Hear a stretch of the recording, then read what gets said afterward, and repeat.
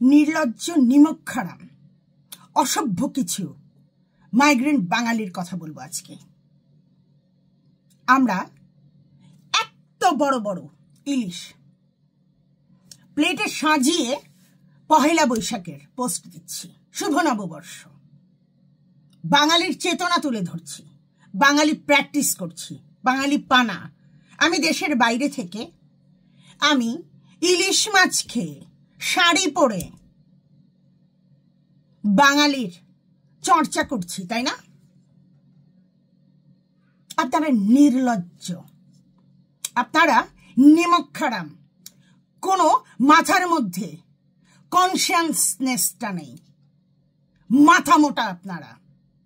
আপনারা বাঙালির হক মেরে খাচ্ছেন। 1 কেজির উপরে প্রত্যেকটা ইলিশ মাছ যারা আপনারা পোস্ট দিয়েছেন। আরে অসভ্য বাঙালি পানা প্র্যাকটিস করেন, অসভ্য বর্গ। বাংলাদেশের মানুষের প্লেটে 500 থেকে 900 গ্রাম, মানে জাটকা তো 500, তাই না?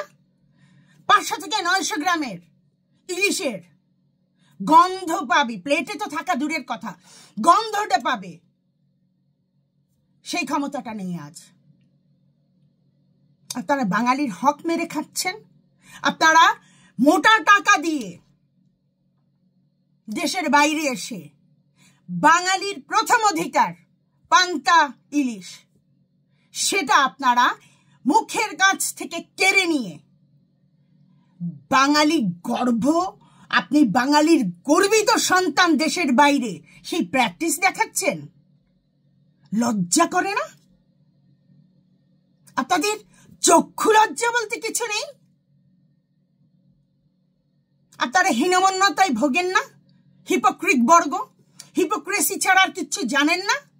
বাঙালিদের দেখান আমরা দেশের বাইরে 1000 টাকা দামের ইলিশ, বাংলাদেশে 500 গ্রাম যে ইলিশ, 900 গ্রাম ইলিশ 1000 থেকে 1400 টাকা কেজি, যেটা 500 গ্রাম,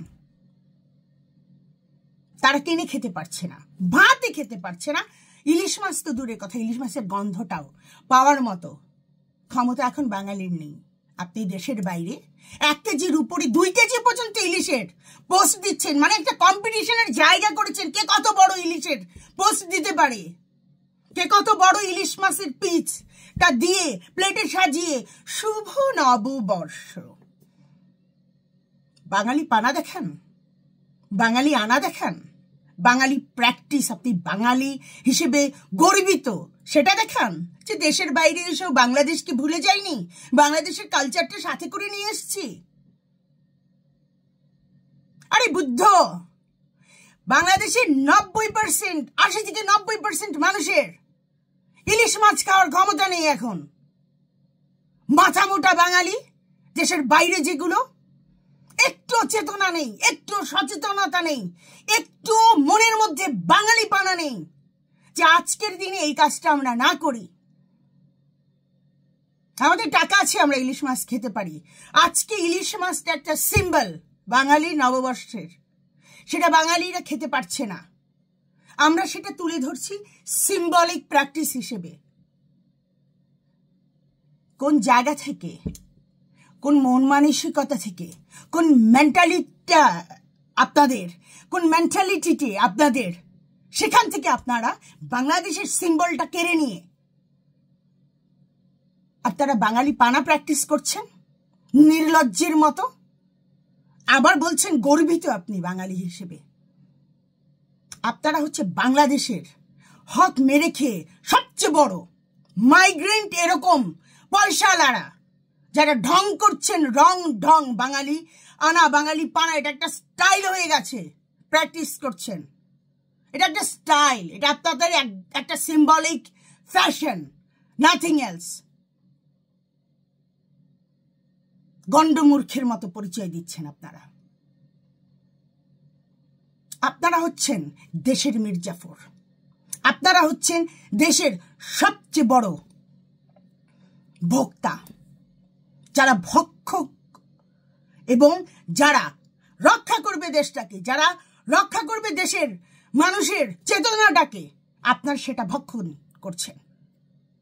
আপনারা নিজেরা নিজেদের বাঙালি বলেন, সেই মনীয় মাইগ্রেন্ট বাঙালিরা যারা বড় বড় ইলিশ দিয়ে শুভম নববর্ষের পোস্ট দিয়েছেন আজ সারাদিন, লজ্জা থাকা উচিত।